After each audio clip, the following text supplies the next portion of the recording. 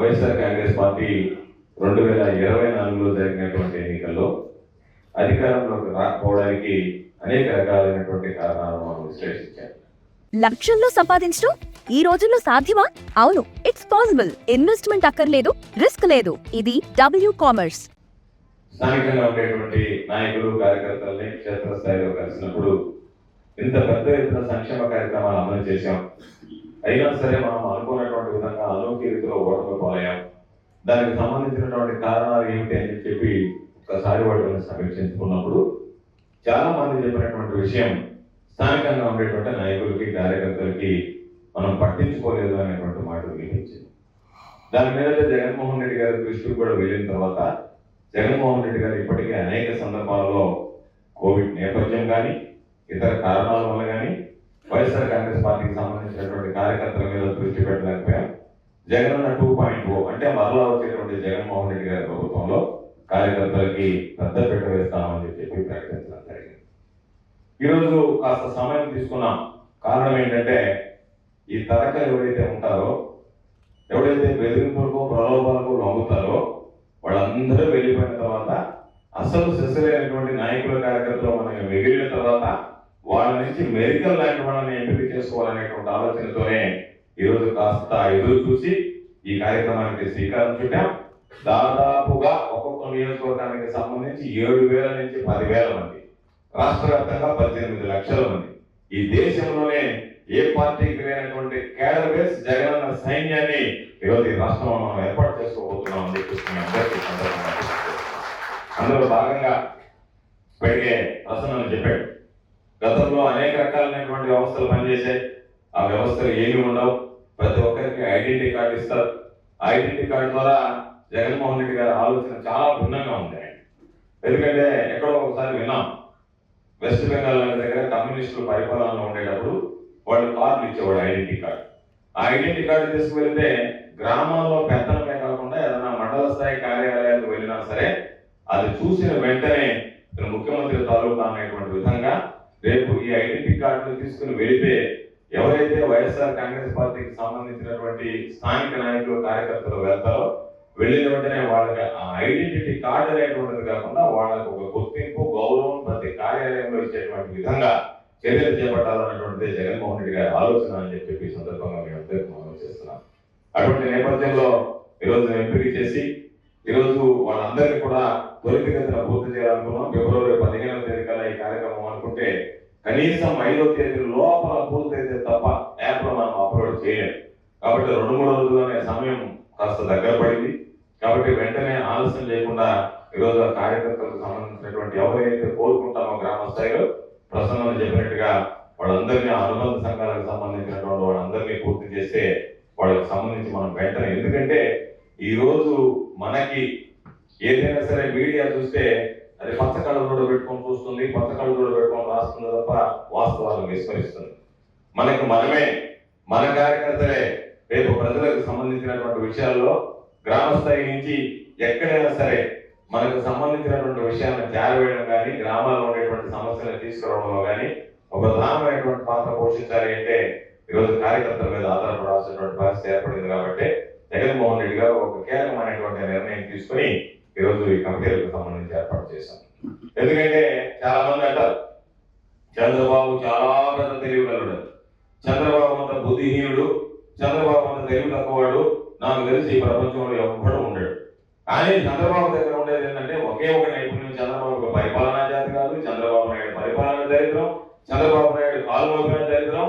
ఎక్కడ చంద్రబాబు నాయుడు అనేటువంటి వాడు ఎప్పుడు అధికారంలోకి వచ్చినా సరే అది అరిష్టమే.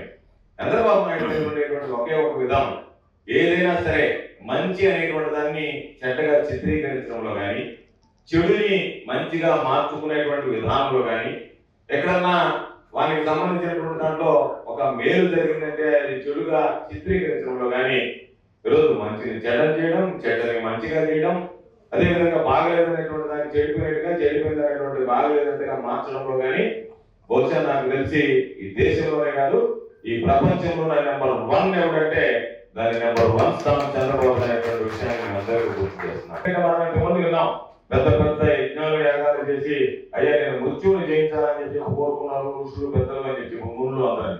చంద్రబాబు నాయుడు ఏ జన్మలోనో ఒక పెద్ద హోమం యజ్ఞం చేసి తపస్సు చేసి అసహ్యాన్ని జయించాడు చంద్రబాబు.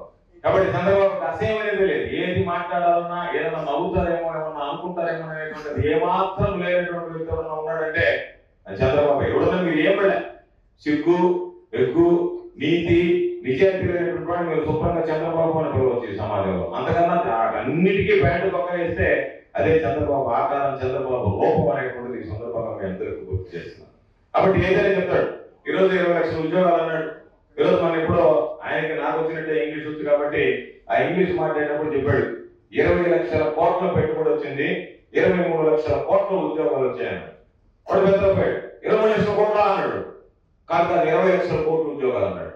అంటే నేను అనుకోవడం చంద్రబాబు ఇంగ్లీష్ రాదు కాబట్టి 20 లక్షల కోట్ల పెట్టుబడులు, 23 లక్షల ఉద్యోగాలపై 23 లక్షల కోట్లు. ఎందుకంటే జనాభా కూడా తెలియదు. 23 లక్షల కోట్ల ఉద్యోగాలు అని చెప్పాడు. నేను చంద్రబాబుకి అనేక సందర్భాల్లో మాట్లాడా, ప్రెస్ మీట్ పెట్టి మాట్లాడా. మరలా ఈరోజు చాలా నేను చెప్తున్నా, చంద్రబాబు నాయుడికి దమ్ము ధైర్యం ఉంటే, నీతి నిజాయితీ ఉంటే నువ్వు ఎంతమంది నిరుద్యోగులకు ఉద్యోగాలు ఇచ్చావనేటువంటిది, గ్రామ స్థాయిలో సచివాలయాలు ఉన్నాయి, వార్డు స్థాయి సచివాలయాలు ఉన్నాయి. ఆ గ్రామాలకు సంబంధించినటువంటి ఎంతమంది నిరుద్యోగులకు ఈ కూటమి ప్రభుత్వం అధికారంలోకి వచ్చిన తర్వాత నేను ఉద్యోగాలు ఇచ్చానని చెప్పి ప్రకటించేటువంటి దమ్ము ధైర్యం చంద్రబాబుకు ఉందా అని చెప్పి నేను ఈ సందర్భంగా ఎక్కడ లేదు. కాబట్టి ఏదో ఒక లెక్కలు చెప్పడం, ఏదో ఒక విధంగా దానికి సంబంధించి సూపర్ 6 అన్నాడు. ఎవడన్నా సిగ్గుపోతుందేమో, మనం చేయలేకపోయామో, ప్రజలకు పోయి చేయలేకపోయినటువంటిది చెప్తాడేమో అనుకున్నాను నేను. దానికి సంబంధించి మీరు ఒకసారి చూడండి. అందరికీ అన్నదాత సుఖీభవ అన్నాడు, 20,000 ఇస్తున్నాడు. ఒక సంవత్సరం ఎగ్గొట్టాడు, ఇప్పుడు 10,000 ఇచ్చాడు. తల్లికి 100 ఉన్నాడు, దానికి సంబంధించినటువంటి సంఖ్య తగ్గించేశాడు. కొంతమందికి ఇచ్చాడు, కొంతమందికి ఇవ్వలేదు. సిలిండర్లు అయితే పాపం జనాలు మర్చిపోయారు. ఉచిత గ్యాస్ సిలిండర్లకు సంబంధించి ఇస్తాడండి. బస్సులు ఇస్తే ఆడవాళ్ళు అనుకుంటున్నారు, మగవాళ్ళని ఎక్కడికి. నేను ఆయన దగ్గర ఉండేటువంటి 4 స్కీములు ఇచ్చినటువంటి దరిద్రం పెడితే ఈరోజు నేను ఒక్కొక్కరికి 1,000 రూపాయలు ఇస్తాను ఆడబెట్టేసి అని చెప్పి ఒక్కరికి 1 రూపాయి ఇచ్చేటువంటి పరిస్థితులు లేదు. ఎక్కొటేషన్ అయిపోయింది. అదేవిధంగా 3,000 రూపాయలకు సంబంధించి నిరుద్యోగ వృత్తి ఇస్తాం, లేకపోతే ఉద్యోగం ఇచ్చేంత వరకు ఉద్యోగాలు 20 లక్షలు ఇస్తాం, వచ్చేంత వరకు నిరుద్యోగ వృత్తి ఇస్తాను. ఉద్యోగం లేదు, నిరుద్యోగ వృత్తి లేదు.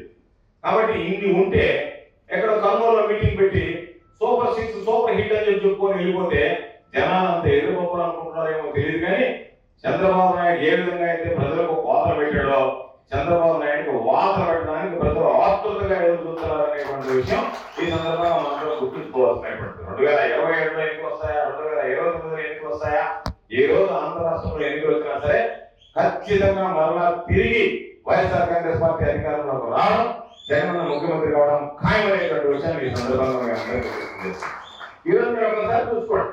ఏదైనా ఈ రాష్ట్రంలో పరిపాలన అనేది ఉందా? నేను ఎప్పుడు మన పండగ ఊరికి వెళ్తే ఏదో ఊరో వాడు వస్తే కాసేపు సరదాగా మాట్లాడితే ఏముండాలని అంటే ఏదో ఏదైనా ముస్లింలు డబ్బులు తప్ప అనేది, అంటే పెన్షన్. ఆ పెన్షన్ తప్ప ఈ ప్రభుత్వం ఆ పెన్షన్ కూడా ఏదో చంద్రబాబు నాయుడు లేకపోతే ఇంకా జోకులు ఇచ్చినట్టుగా ఈ తెలుగుదేశంలో ఏమాత్రం ప్రోటోకాల్ అని గాలి అందరూ కూడా తిరిగి వాళ్ళ చేతులు కూడా పెన్షన్ ఇస్తున్నారు. ఆ తీసుకునేటువంటి వాళ్ళకి అసహ్యంగా ఉంది. వీడి చేత నేను పెన్షన్ తీసుకునేదాన్ని అయినా వాళ్ళ చేతిపోయి పెన్షన్ తీసుకునే విజయవాడ లేకపోయినా తీసుకునే వాడు బాధపడుతున్నాడు. ఇంటర్ రోడ్ చేస్తున్నా నిన్నటిదాకా చిల్లర దొంగతనాలు చేసినటువంటి వాడు, పిక్ పాకెట్ కొట్టేవాడు, బంగారు కోసం రాకపోయినటువంటి వాడు, వాళ్ళు వచ్చి తెలుగుదేశం నేను వచ్చి పెన్షన్ ఇస్తానంటే ఏళ్ళ చేత డబ్బా తీసుకునేది అని చెప్పి ఇంట్లో లేదని చెప్పిస్తున్నారు కొంతమంది. పాపం మళ్ళీ మా ఆయన ఇంట్లో లేడనో బాగా లేడనో తర్వాత తీసుకోవచ్చు చెప్పి ఆ పరిస్థితుల్లో మీరుంటే మీకు ఇప్పటికైనా వాస్తవాలు తెలుసుకోకుండా ఈరోజు ఏదైనా మాట్లాడతా రకరకాలైనటువంటివి. రోజు ఏదన్నా ఒక ప్రజాప్రతినిధి ఉన్నాడు అని అంటే పాపం ప్రసన్నాల చమలతో గెలిచినటువంటి వాడు, జగన్మోహన్ రెడ్డి గారు ఇచ్చినటువంటి బీబాబుతో గెలిచినటువంటి వాడు. మీరు గెలిపించుకోండి, ఇబ్బంది లేదు. ఈ గెలిపించుకున్నటువంటి వాళ్ళని మా దగ్గర డబ్బులు కదా మేము కొనేస్తామనంటే ఆ అమ్ముడుపోయినటువంటి వాడి పరిస్థితి ఎంత అధ్వానంగా ఉంటుంది. ఈ రోజు మీరు ఉన్నారు, రేపు మరలా రాసి పెట్టుకోండి. మరలా వచ్చేది వైఎస్ఆర్ కాంగ్రెస్ పార్టీ ప్రభుత్వం. ఈ రెండో నాటినటువంటి వాడు భ్రష్టు పెట్టుకోవడం తప్ప వాడి జీవితాన్ని నాశనం చేయడం తప్ప చేసినటువంటి ఉపాయం ఏదైనా ఉందా? ఎప్పటికీ పోయినటువంటి వాడు తొలి చూస్తున్నారు. అయ్యా ఏమన్నా మాకు అవకాశం ఉందా, ఏమన్నా దూరం మళ్ళీ అని చెప్పి మరలా ఈరోజు ప్రసన్న చెప్పినట్టుగా మేము అందరికీ చెప్తున్నాం. గతంలో అందరం చిన్న చిన్న పొరపాట్లు చేసాం. ఎవరైనా వస్తే మనతో పాటు ఉంటాడని అని అనుకున్నాం. నేను కూడా సర్వేపల్లిలో అదే విధంగా అనుకున్నాం. తీరా మన దగ్గర పనులు చేయించుకొని ఎలక్షన్ నాటికి వెళ్ళిపోయారు. మా అందరు కూడా ఇది గుణపాఠం లాంటిది, కనువిప్పు లాంటిది. ఎవరు తన ఎవరు మన అనేటువంటిది అర్థం కావడానికే ఈ ఎన్నికలు మన 2024 ఎన్నికల్లో ఓడిపోయామో అనేటువంటి భావన కలుగుతుంది. కాబట్టి ఎవరైతే వైఎస్ఆర్ కాంగ్రెస్ పార్టీ కష్టకాలంలో ఉన్నప్పుడు జెండాను భుజాలను వేసుకుని మోసారో రేపు ప్రసన్న దగ్గర నుంచి నా దగ్గర నుంచి జగన్మోహన్ రెడ్డి గారి దాకా మిమ్మల్ని అందరినీ మా భుజాల మీద వేసుకుని పోయడానికి సిద్ధంగా ఉన్నాము అని చెప్పి ఈ రాష్ట్రంలో జరిగేటువంటి అనేక రకాలైనటువంటి అక్రమాలు. కాబట్టి పాపం కొంతమంది అనుకుంటున్నారు పోలీసు వాళ్ళు అధికారులు ఏముందిలే ఇక్కడ కోవూరులో మనం ఈపు పగల కొడదాం వైఎస్ఆర్ కాంగ్రెస్ పార్టీ వాళ్ళని, అక్కడ సర్వేపల్లిలో ఏదో ఒక విధంగా గోవర్ధన్ రెడ్డిని ప్రసన్నం చేసుకుంటే అక్కడికి మారిపోవచ్చు కొంతమంది అనుకుంటున్నారు. కొంతమంది గోవర్ధన్ అక్కడ ఉన్నటువంటి వాళ్ళు ఇక్కడ కోవూరులో ఉన్నారు. మన ఎవరో చెప్పారు ఏ నియోజకవర్గంలో పనిచేసేటోడు, ఎందుకంటే ఇక్కడ 3 జిల్లాలు ఉంటాయి, నెల్లూరు, ప్రకాశం, గుంటూరు. వీటికి తెలిపినటువంటి ఎస్ఐలు సిఐలు ఉంటారు. వీళ్ళు చేసేటువంటి దొంగ పని దుర్మార్గ పని ఏంటంటే ఒక దగ్గర మన వాడు ఈపులు పగల కొడతా, రెండో దగ్గర ఫోన్ చేసి మనవాడితో మాట్లాడుతుంటారు. ఎట్టుంది సార్ మన పరిస్థితి బాగుందా, మనం మళ్ళీ వస్తామా, జగన్ సార్ వస్తారా అని అడుగుతుంటాడు. మనకేమనిపిస్తుంది, అబ్బా వీడు కదా నిజమైనటువంటి మన యజమాని అని చెప్పి మన ప్రభుత్వం వచ్చిన ఆయన ఆయన తీసుకొచ్చి మన దగ్గర పోస్టింగ్ తీసుకుంటాం. తీరా చూస్తే ఆయన కోవూరులో అంతా నీకు పగల కొడుతుంటారు. మనకి తెలియదు తర్వాత ఇప్పుడు తెలుస్తుందయ్యా వీళ్ళు కోవూరు నుంచి వచ్చాడు ఆడ అందరిని ఇబ్బంది పెట్టాడు అని. అందుకని గతంలో కొన్నిసార్లు ప్రసన్న నేను మాట్లాడుకున్నాడు, ఏదో ప్రసన్న మాట్లాడుకుని సర్దుబాటు చేసుకున్నాడు. కానీ 3 జిల్లాలో తెలియదు, అది జరుగుతుంది. అందుకనే ఈసారి ఒక నిర్ణయము 3 జిల్లాలకు సంబంధించినటువంటి ఎమ్మెల్యేలను కూర్చోబెట్టి ముగ్గురు జిల్లాలకు సంబంధించినటువంటి వాళ్ళని లిస్టు తయారు చేస్తాం.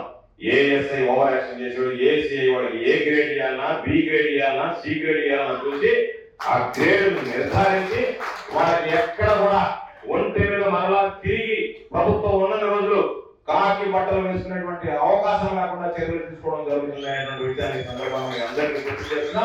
ఎక్కడ కూడా బాధపడేటువంటి విషయం ఉండదు.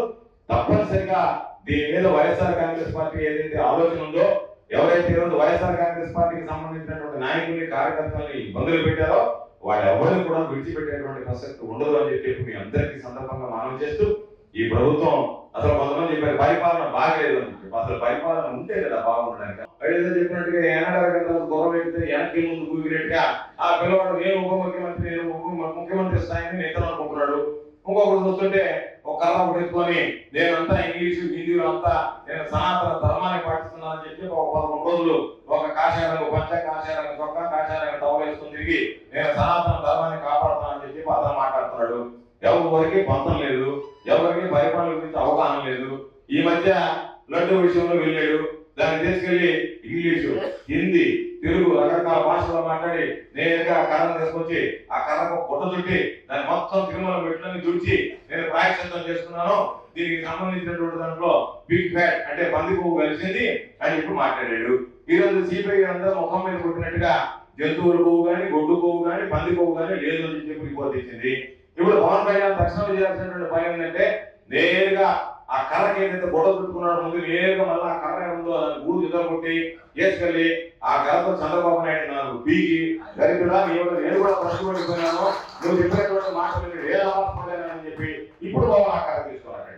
ఇప్పుడు పెట్టి అయ్యా నేను అపవిత్రంగా మాట్లాడాను, ఇంత ప్రాముఖ్యత కలిగినటువంటి ఇంత పవిత్రమైనటువంటి లడ్డు విషయంలో నేను తప్పు చేశాను కాబట్టి ఇదిగో ఇప్పుడు నేను నీ పాత సేవ చేస్తున్నానని చెప్పి ఇప్పుడు ప్రక్షాళన చేస్తారు. ఆ ప్రక్షాళన కూడా ఏం చేయాలంటే ఆ మెట్టి ఎక్కినటువంటి ప్రతి పెట్టి ఈయన చూసుకుంటారు వాళ్ళు. ఎందుకంటే ఈయన మాట్లాడినటువంటి ఇదపోయినటువంటి దానివల్ల అపవిత్రమైంది కాబట్టి ఆ కార్యక్రమాన్ని చేయాల్సినటువంటి అవసరం ఉంది తప్ప జగన్మోహన్ రెడ్డి గారు ఎక్కడ పనిచేసినా ఒకవేళ కార్యకర్తలకు సంబంధించి మనం అనుకున్నటువంటి విధంగా కాస్త అభివృద్ధి అయి ఉండొచ్చు, కానీ పరిపాలన విషయంలో కానీ ఎక్కడ కూడా ఈరోజు చంద్రబాబు పుణ్యమాని జగన్మోహన్ రెడ్డి గారు ఎంత బ్రహ్మాండంగా పరిపాలించాడు అనేటువంటిది అర్థమవుతుంది.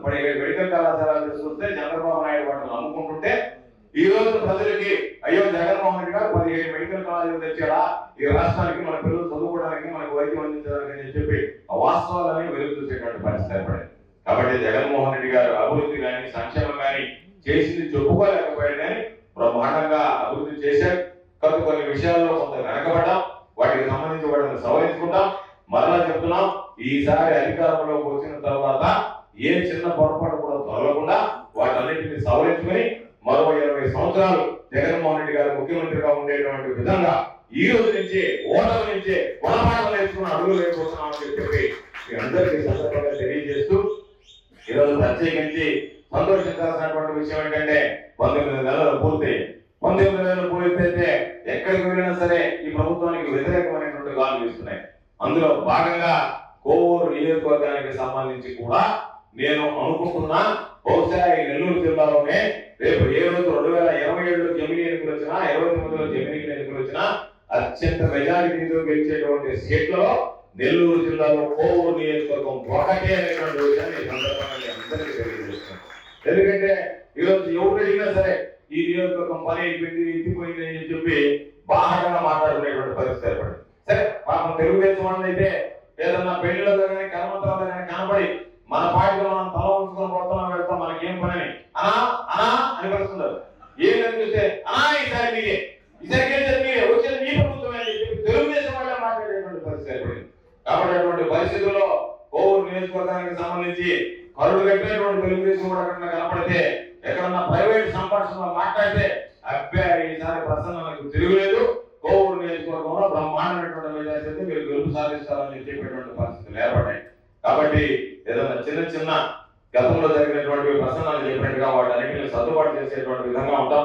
ప్రసన్న అంటేనే ఈరోజు ఈ ప్రాంతానికి సంబంధించి పెద్ద ఆయన నల్లపరెడ్డి శ్రీనివాసరెడ్డి గారి దగ్గర నుంచి ఒక గౌరవము గుర్తింపు ఉన్నటువంటి కుటుంబం, గౌరవము గుర్తింపు తెచ్చినటువంటి కుటుంబం.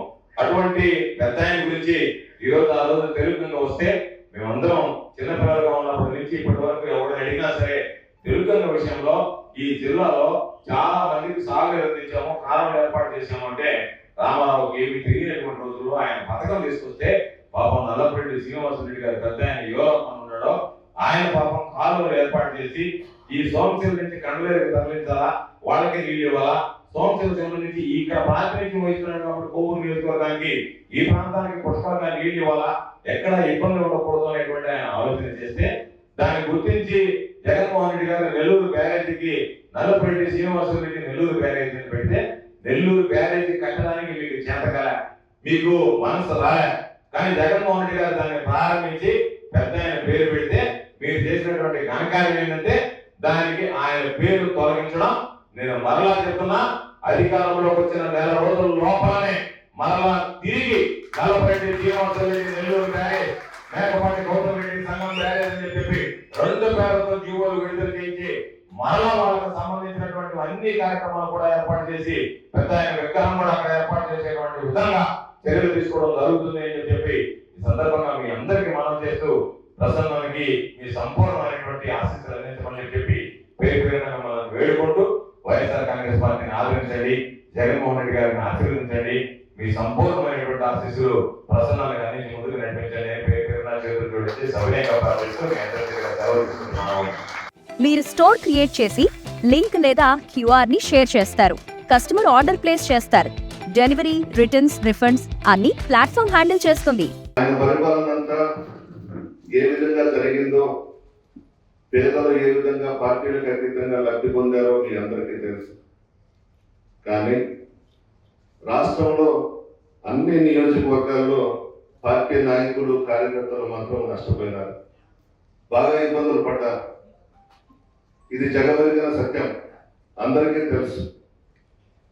జగన్మోహన్ రెడ్డి గారు ఈ మధ్యన ఏ సమావేశం జరిగినా ఒక్క మాట చెబుతున్నారు, మరలా మనం అధికారంలోకి వస్తున్నాం, పార్టీ నాయకులకు, కార్యకర్తలకు పెద్దపీట వేస్తాను, మీరే గ్రామాల్లో ప్రభుత్వం ఇచ్చే పథకాలన్నీ కూడా మీ చేతుల మీదుగానే ఇస్తానని చెప్పి జగన్మోహన్ రెడ్డి గారు చెప్తున్న విషయం కూడా మీ అందరికీ తెలుసు. ఖచ్చితంగా పార్టీ నాయకులు, కార్యకర్తలు పార్టీకి పట్టుకొమ్మలు, జగనన్న సైన్యం. పార్టీ నాయకులు, కార్యకర్తలు అనేవాళ్ళు ఉంటేనే గ్రామాల్లో పార్టీ పటిష్టంగా, బలంగా ఉంటుంది. జగన్మోహన్ రెడ్డి గారు కూడా ఏ సమావేశం జరిగినా మిమ్మల్నే ముందు పెట్టుకుంటాను, మిమ్మల్నే ముందు పెట్టుకుని పార్టీని నడిపిస్తాను, ప్రభుత్వాన్ని మీ చేతుల మీదుగా నడిపిస్తానని చెప్పి చెప్తున్నారు. మీకు కూడా మాటిస్తున్నారు, 5 సంవత్సరాలు మనం అధికారంలో ఉంటే మన దగ్గర లబ్ధి పొంది చాలా మంది డబ్బులు కమ్ముడుపోయినారు. వాళ్ళ పేర్లు కూడా మీకు తెలుసు, చెప్పనవసరం లేదు. కానీ నిజాయితీగా, చిత్తశుద్ధితో పార్టీని, జగన్మోహన్ రెడ్డి గారిని, ప్రసన్న కుమార్ రెడ్డిని నమ్ముకున్నది మీరు, మా కండగా ఉన్నది మీరు. ఈ కష్టకాలంలో మన ప్రభుత్వం అధికారంలోకి రావడం ఖాయం, మిమ్మల్నే దగ్గర పెట్టుకుంటాం, మీకే అన్ని అవకాశాలు కల్పిస్తాం. ప్రతి ఊర్లో కూడా ప్రభుత్వం ఇచ్చే ప్రతి పథకాన్ని కూడా మీ చేతుల మీదుగా పేద ప్రజలకు అందే విధంగా చేస్తానని చెప్పి కూడా మనం చేస్తా ఉన్నా. ఈ రోజు ఎవరైతే కష్టకాలంలో ఈ కష్టకాలంలో మీరు అండగా నిలిచారు, మీకు కూడా చాలా పౌరులు వచ్చినాయి, అంత ఇస్తాము ఇంత ఇస్తాము ఇన్ని సూట్ కేసులు ఇస్తామని.